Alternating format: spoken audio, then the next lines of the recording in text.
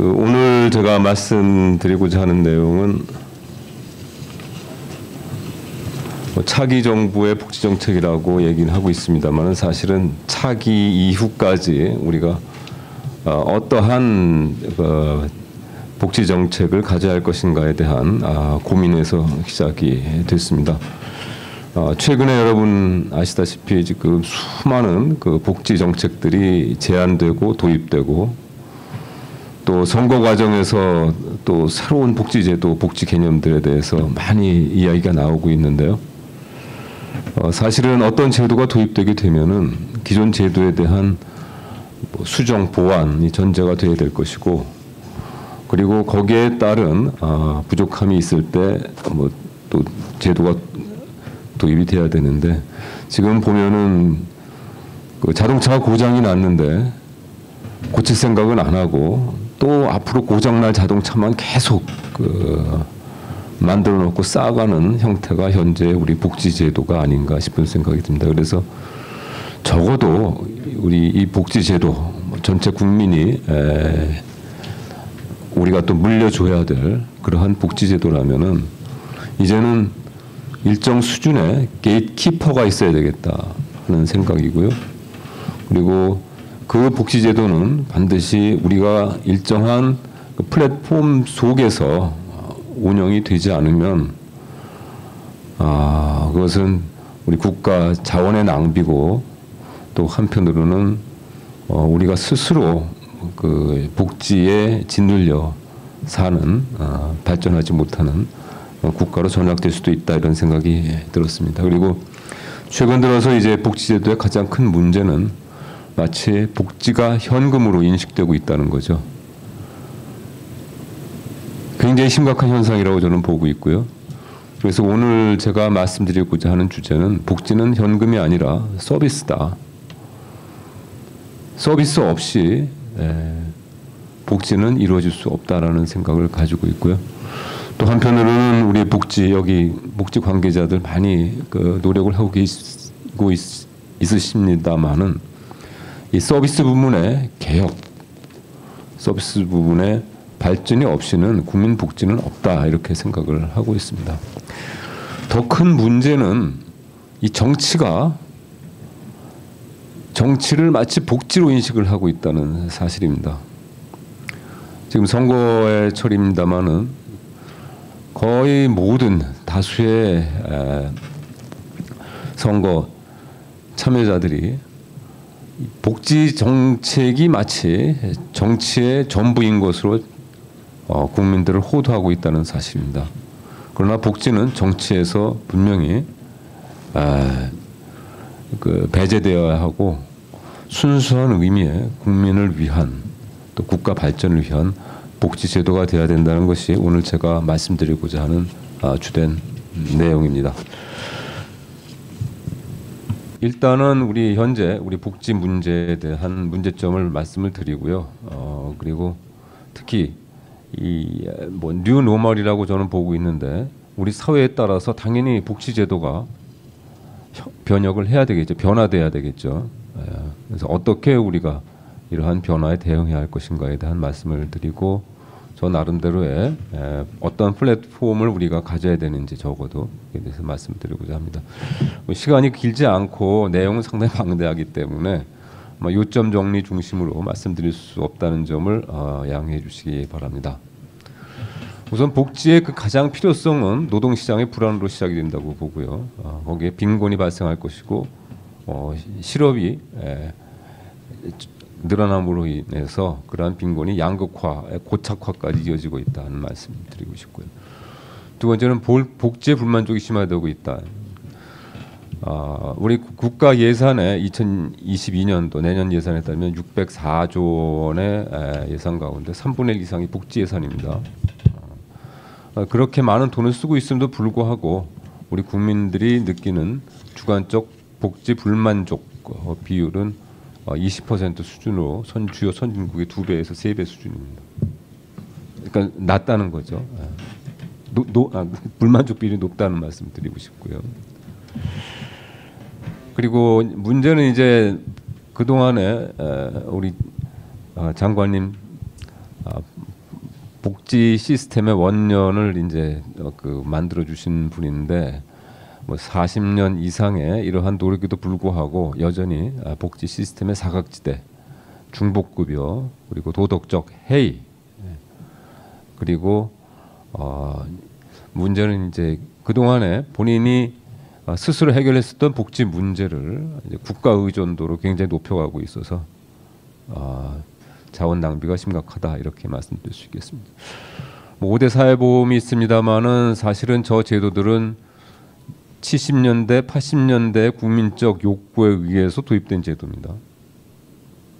50년 이상 지났음에도 불구하고 이 제도들은 아무런 구조적 변화를 혁신적 변화를 만들어내지 못하고 있습니다. 굉장히 심각한 위기라고 저는 보고 있고요. 또 다른 문제는 일반적으로 이 복지 제도가 뭐 노동 집약적 산업이라고 저는 보고 있는데 인건비가 상승하면서 상당히 많은 복지 예산이 인건비로도 나가고 있는 문제를 말씀드릴 수 있겠습니다. 그럼 여기서 탈 코로나라는 얘기인데 이제 애프터 포스트 코로나 이렇게 말씀을 하고 그러는데 저는 좀 적극적 의미에서 코로나는 극복을 해야 된다 이라는 관점입니다. 그래서 이 코로나 환경에 따른 복지 정책은 또 다른 한 틀을 구축을 해야 된다는 점에서 좀 혁신적인 개방적인 경제 환경을 조성해 줄 필요가 있다. 그래서 소위 복지 부문에서 로봇이라든지 원격 의료라든지 혹은 AI라든지 이러한 집약적, 그러니까 뭐 로봇 집약적이나 로봇 인텐시브 사회 서비스가 필요하다 말씀드릴 수 있고요. 복지 정책의 목표가 지금 흔들리고 있는 것이 아니냐. 복지 정책의 목표라는 것은 빈곤박멸이고요. 뭐 사실은 취약계층을 중심으로 한 정책이 복지 정책인데 지금 현재 우리가 생각하는 이 복지 정책은 전 국민을 대상으로 하고 있는 뭐 보편적 복지. 이것은 보편적 복지의 의미는 사회 정책의 관점입니다. 복지 정책이 아니죠. 그래서 이제 우리의 복지 정책은 사회 발전 정책으로 전환을 해야 되고 우리가 가지고 있는 제도가 사회를 발전시키고 안정시키지 못한다면 과감하게 개혁할 준비가 돼 있어야 된다 이렇게 생각을 합니다. 그리고 이제 국민들도 이제는 더 나아가서 좀 자신의 이 자유, 뭐 저는 이제 정치의 목적은 자유라고 저는 생각을 하는데요. 뭐 사상의 자유, 물질적 자유, 생각의 자유, 뭐 다 포함이 됩니다. 이러한 국민들이 자유로운 환경, 자유 속에 사는 환경을 만들어주는 것이 이제는 복지 정책의 목표가 되어야 되는 것이 아니냐 그렇게 생각을 합니다. 뉴 노멀인데 뭐 이 얘기는 이제 그동안의 다양한 양극화는 우리가 피할 수 없는 현실입니다. 그래서 기업이나 개인이나 양극화가 심화되고 있고요. 그다음에 듀얼 디바이스에서 이제 코로나로 인해서 새로운 양극화가 시작이 되고 있습니다. 굉장히 심각한 우리가 그동안에 겪어보지 못한 양극화, 극복할 수 없는 양극화의 하나라고 저는 보고 있습니다. 예를 들면은 대면 교육을 받을 수 있는 학생들과 비대면 교육이지만 뭐 컴퓨터도 없는 구할 수 없는 그러한 부분에 접근이 어려운 또 코로나로 인해서 활동이 제약되고 있는 영세 자영업자들 굉장히 심각한 양극화의 문제라고 보고 있고요. 그리고 국제적으로도 문제가 되고 있습니다. 그래서 지금 선진국에서는 이미 이제 대면 혹은 록다운을 이제 풀고 있는데 지금 우리는 아직도 가고 있습니다만은 록다운 할 수 있는 경제와 할 수 없는 경제와 이 양극화를 더 심화시키는 결과로 이어질 수가 있다. 마지막으로 환경 재난에 대한 문제입니다. 환경 재난 과거에는 이것이 이제 코로나도 역시 마찬가지지만 예상할 수 없었던 이슈지만은 앞으로는 계속 제2, 제3의 코로나, 변이 코로나가 나올 것이고 또 기후 변화에 따른 자연 재해 문제도 주기적으로 나타날 수밖에 없습니다. 이것이 또한 우리가 극복해야 될 위기 중에 하나라고 저는 보고 있고요. 복지 부문에 포함이 돼야 되는 내용이라고 보고 있습니다. 아, 이 코로나로 인해서 국민들의 수요가 급변하고 있습니다. 뭐 두 가지를 말씀드리면 의료, 건강에 관련된 국민들의 관심이 대단히 높아졌습니다. 두 번째는 재택근무가 늘어남에 따라서 주거에 대한 욕구가 굉장히 증대하고 있고요. 현재 나타나는 뭐 주택 가격의 문제도 뭐 당연히 이것은 뭐 세제라든지 정부의 정책에 의한 측면도 있지만 또 한편으로는 이제 집이 과거에 잠자고 나오는 곳이 아니라 집이 자기의 오피스가 되고 또 자녀를 키우는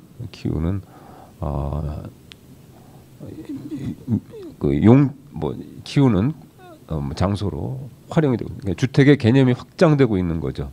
그러다 보니까 과거에 소형 아파트에서 잠만 자고 나오던 사람들이 얘는 집을 어떻게든지 더 키우고 본인의 경제, 사회 활동을 늘리려고 하는 욕구가 커지고 있다.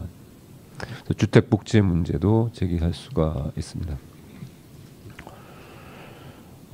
또 한편 무상 복지의 문제는 과거에 본인이 스스로 해결했던 문제들을 정부에 의존하게 하는 그러한 요인이 되고 있습니다. 그래서 이 문제도 뭐 심각한 문제 중에 하나고요. 그리고 노동 시장에 있어서 전통과 내수산업의 근로자와 그다음에 ICT를 중심으로 한 신산업 중심의 근로자의 양극화가 심각해지고 있다. 한쪽에서는 실업이 계속 발생하고 있고 한쪽에서는 사람을 구하지 못하는 그러한 문제가 있고요. 또 하나는 교육 시장이 급격히 변화하고 있다는 점을 말씀드릴 수가 있겠습니다. 현재 정부가 이번 상당히 많은 법 제도를 도입을 하고 있습니다. 근데 뭐 이론적으로 보면은 이러한 법 제도를 자꾸 만드는 것은 뭐 여러분들 뭐 이건 통상적인 생각이긴 합니다만은 사회가 불안정할 땐 이러한 법 제도가 많이 만들어집니다. 사회가 불안정하지 않으면 법을 만들 필요가 없는 거죠. 그러다 보니까 뭐 고용 시장의 경직화가 심화되고 있고요. 또 한편으로는 이러한 경직화는 결국 국민들의 복지 불만족까지, 노동 시장에 대한 불만족까지 이어지고 있습니다. 뭐 최저임금으로 해서 실직을 당하는 경우 주 52시간으로 해서 한 직장에 근무하던 사람이 퇴근해서 또 투잡, 쓰리잡을 떼야 되는 이러한 상황으로 이어지고 있고요. 또 그들의 욕구도 역시 만족시키지 못하고 있습니다. 아까 말씀드린 바와 같이 국민 불만족 비율이 높아지고 있다. 뭐 이러한 그 복지비의 증가를 국민들이 뭐 충분히 부담할 능력이 있다면 모르겠는데 경제의 잠재 성장률도 계속 떨어지고 있고 실제로 국민들의 생활이 굉장히 어려워지고 있는 것이 사실입니다. 사회보험료도 오르고 있고 그다음 세금도 많이 오르고 있고요. 국민 부담의 한계가 있다. 뭐 한편으로 보면은 이건 뭐 선진국보다 뭐 낮은 수준, 뭐 같은 수준인데 무슨 문제가 되겠느냐 이렇게 생각하실 수 있겠습니다만은 항상 국민들은 거기에 적응을 해야 되거든요. 그래서 이렇게 빠른 그 국민 부담률의 증가에 대해서 국민들은 적응할 능력이 없다. 더 심각하다 이렇게 봐야 될 거라고 보고 있습니다.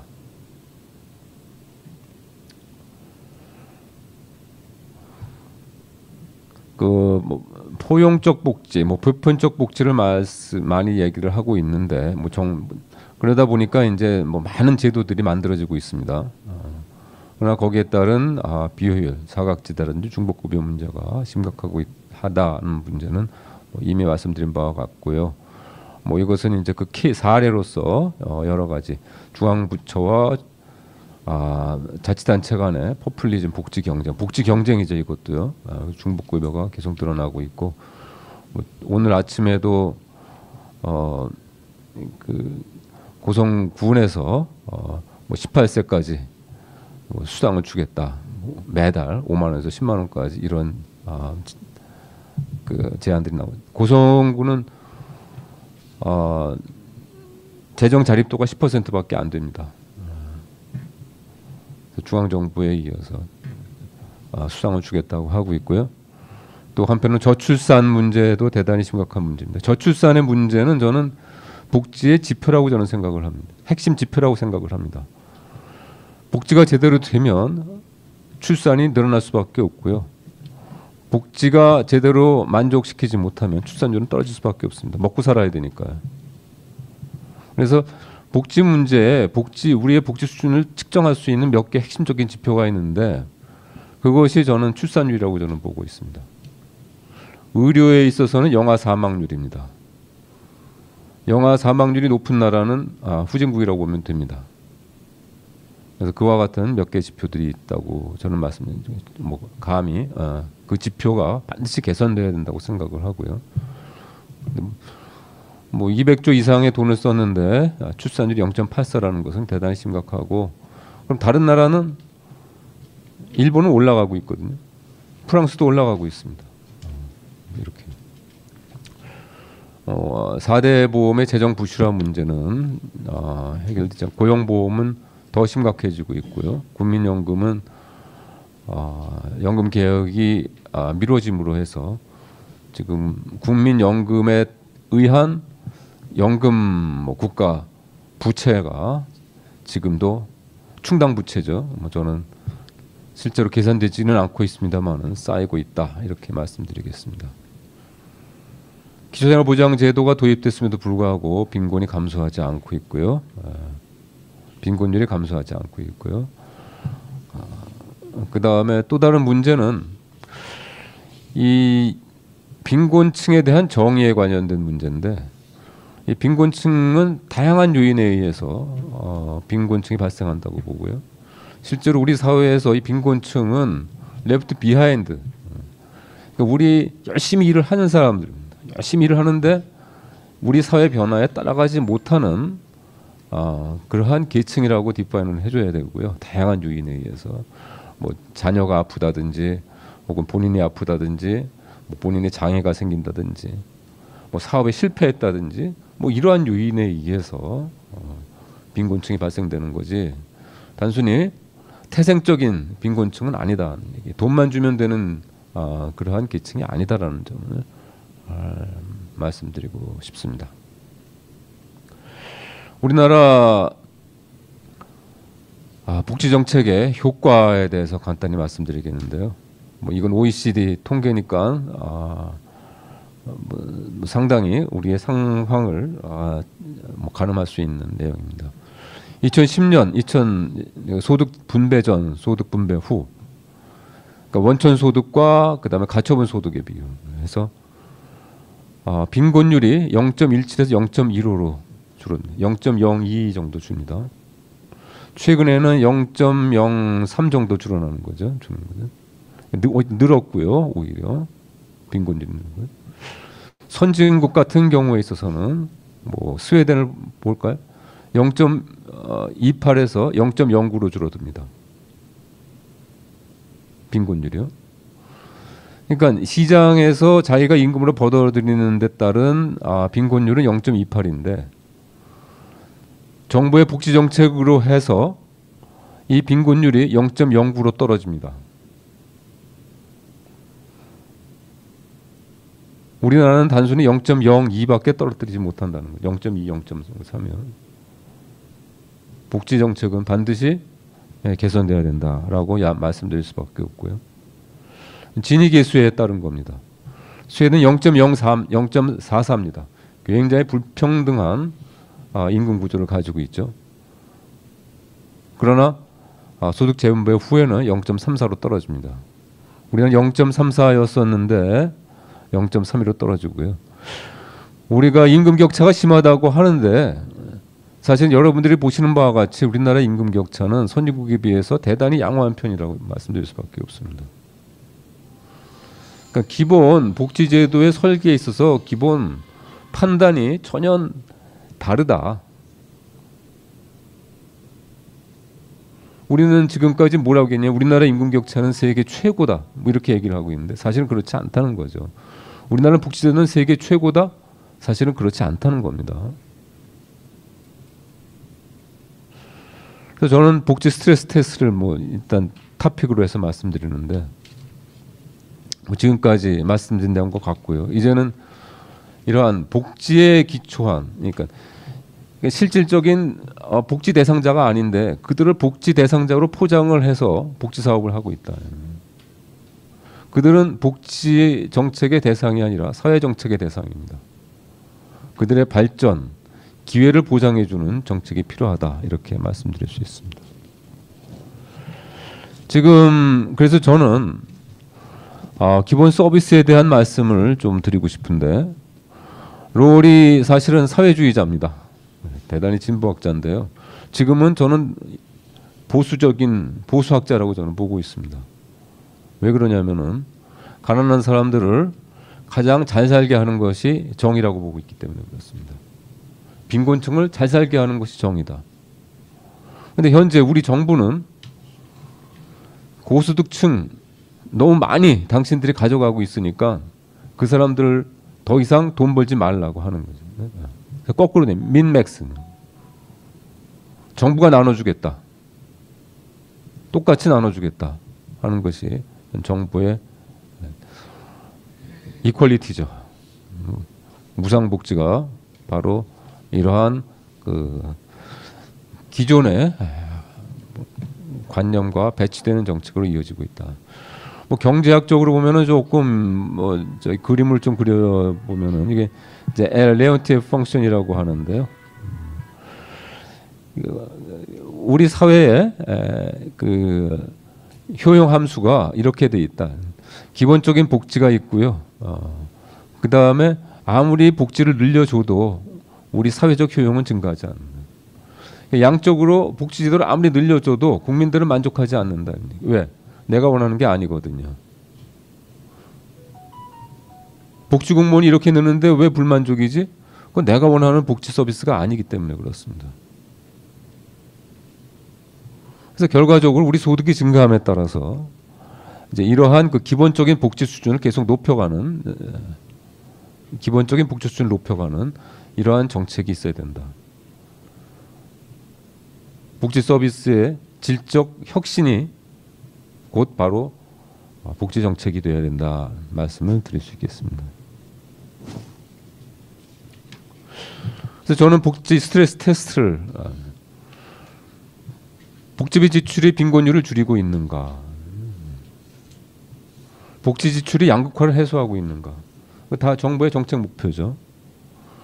복지제도가 다음 세대의 부담을 전가하는가, 왜 우리가 다음 세대에게 빚더미를 안겨줘야 되는지 설명을 할 수 있어야 됩니다.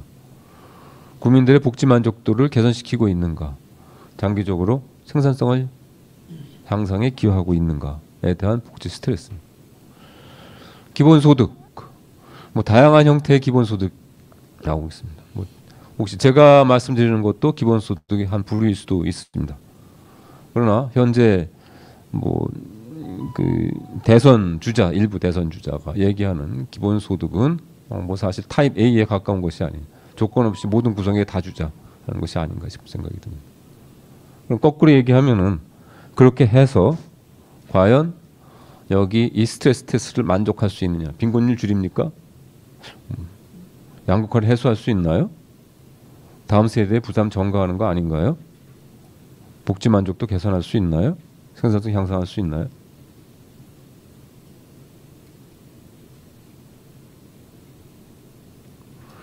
결국은 현재로서는 기본소득을 기본 바우처, 본인이 원하는 것, 그리고 아까 말씀드렸듯이 기본 서비스 형태로 바꿔야 되는 것이 아니냐.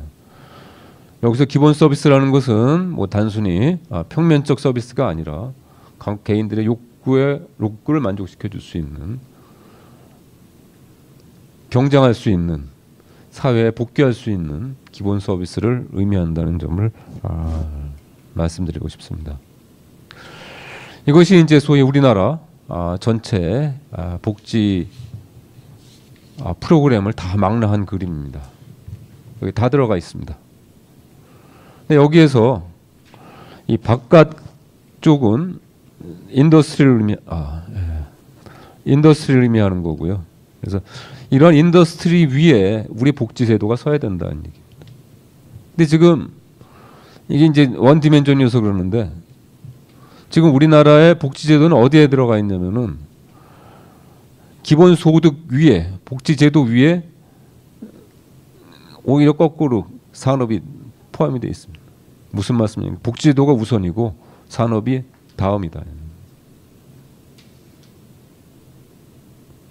산업 위에 우리 경제 위에 복지가 서야 되는데 지금 우리나라의 복지 제도는 복지 제도 위에 산업이 들어가 있다. 거꾸로 되어 있는 거죠.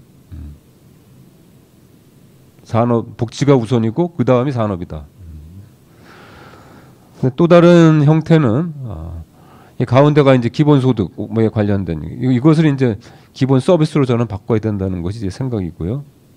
그리고 중간 부분에 이제 민영건강보험이라든지 민영산재보험이라든지 개인연금이라든지 뭐 고용보험까지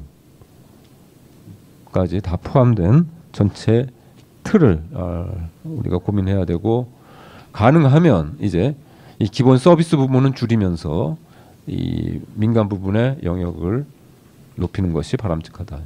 여기서 민간 부분이라 함은 뭐 기존에 우리 복지 서비스 종사자들이 혁신을 해서 시장을 개척할 수 있는 충분한 공간을 만들어줄 필요가 있다 이렇게 생각을 합니다. 그에 대한 설명을 말씀드릴 수 있고요. 그 다음에 또 다른 문제는 이제 서비스라는 것은 기본적으로 공급을 전제로 하는 겁니다. 정부 공급이 아니라 정부가 공급할 수 있는 것은 오직 평균적인 공급밖에 안 되는 거죠. 한 계층 저수층을 위한 공급밖에 안 됩니다. 그럼 비빈곤층을 위한 서비스는 어떻게 할 것이냐? 그건 당연히 민간이나 사회단체가 그들의 욕구에 맞는 공급을 해줘야 되는 거죠. 그런데 뭐 최근에 교육도 마찬가지입니다만은 뭐 자사고를 폐지한다든지 특목고를 폐지한다든지 하는 이러한 조치들은 굉장히 심각한 복지의 장애 요인이 될 수가 있다. 왜냐하면은 현재 경제학에 관련된 거의 모든 학자들은 교육을 복지의 가장 선제 과제로 뽑고 있습니다.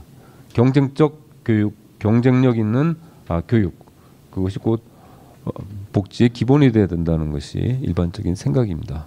그래서 교육이 굉장히 중요하다는 말씀을 드릴 수 있고요.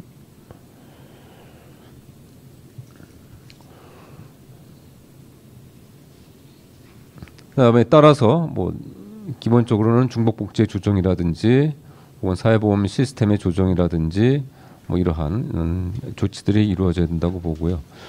뭐 결론 부분에서 이제 몇 가지 간단히 제가 말씀드린 내용을 요약을 해드리면 사회안전망의 개혁 원칙이 이제는 있어야 된다. 테스트 중에 하나죠. 그래서 개인의 선택을 허용해야 한다. 복지 정부가 하면은 다품종 대량 생산밖에 안 되죠. 만족하는 사람 아무도 없습니다. 고마워하는 사람이 없다는 얘기입니다. 소품종 대량 생산으로 가야 된다. 만족하지 않으면 복지가 아니다. 그건 낭비다. 이렇게 보고 있고요. 뭐 그러한 원칙 있어야 된다. 제도가 투명해져야 된다. 그다음 비정규직을 포함한 모든 근로자에게 적용 가능해야 된다. 확대성, 확장성이 있어야 된다는 말씀을 드렸습니다. 운영상의 원칙은 당연히 경제적 효과를 정확히 예측해줘야 될 것이고 그리고 사회적 위험으로부터 보호와 경제적 왜곡 간의 균형을 유지해야 됩니다. 또 한편으로는 사회보험이라는 것은 소득 재분배 제도가 아니다. 근로자들 간에 리스크 풀링을 하는 장치지 소득 재분배 수단이 아니라는 점을 좀 정확히 하고 그래서 실제로 빈곤층을 위한 적극적 복지로서 정부가 문제를 해결해야 된다는 얘기입니다. 사회단체의 중요성 저는 대단히 중요하다고 봅니다. 선진국에서 GDP에서 차지하는 사회단체의 생산력이 한 5%, 6, 7%까지 올라갑니다. 국민 생산에 사회단체가 기여를 한다는 얘기입니다. 근데 거꾸로 보면은 야, 우리나라 사회단체가 국민 생산에 기여를 하나? 우리나라에서? 노동조합 혹은 관변단체들 국민 생산에 기여하고 있는가에 대한 판단이 좀 있어야 되겠다. 중산층 육성을 해줘야 되고 가족 시스템의 부활이 필요합니다. 왜냐하면 가족은 가장 중요한 생산단입니다. 가장 효율적인 생산단이기 때문에 그렇습니다. 그리고 안정적 고령사회의 진입을 위해서 노력을 해줘야 되겠다는 말씀입니다. 4차 산업기술은 사실은 가장 큰 수혜자는 고령자라고 저는 보고 있습니다. 로봇 혹은 원격 가장 큰 수혜자라고 저는 보고 있고요. 그래서 이러한 그 기술을 이용한 인생 3무작 사회가 구축된다면 우리는 상당히 지속 가능한